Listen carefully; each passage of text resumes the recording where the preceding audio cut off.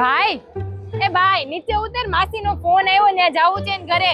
પણ આપણે ક્યાં કાકા છે કાકી હોય? હું છું કાકીને. માસીનો ફોન આવ્યો. શેટાવા કાકી છે. કોણ હું છે ન્યા? મેં તને કીધું તો કાનના ડોક્ટરને બતાવવાનું, તું ગયો?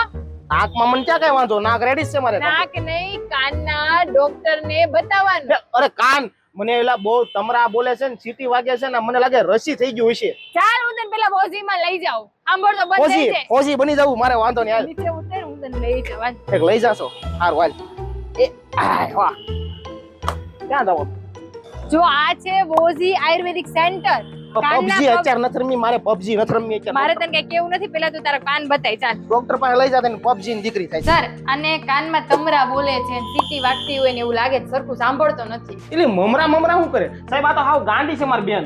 મમરા અત્યારે ખાવા બોલે ને મારું કાન નું કરતી નથી, મમરા સમજી ગયા ને સર? તમને સમજાઈ ગયું ને આને શું પ્રોબ્લેમ છે? મારે દરરોજનું છે આ વસ્તુ. તમને પણ મારા ભાઈની જેમ કાનને લગતા પ્રોબ્લેમ છે, જેવા કે કાનમાં સીટી વાગે છે, તમરા બોલે છે, રસી નીકળે છે, માથાનો દુખાવો છે, અથવા તો ચક્કર આવે છે, તો તમે રૂબરૂ એડ્રેસ પર વિઝિટ કરી શકો છો.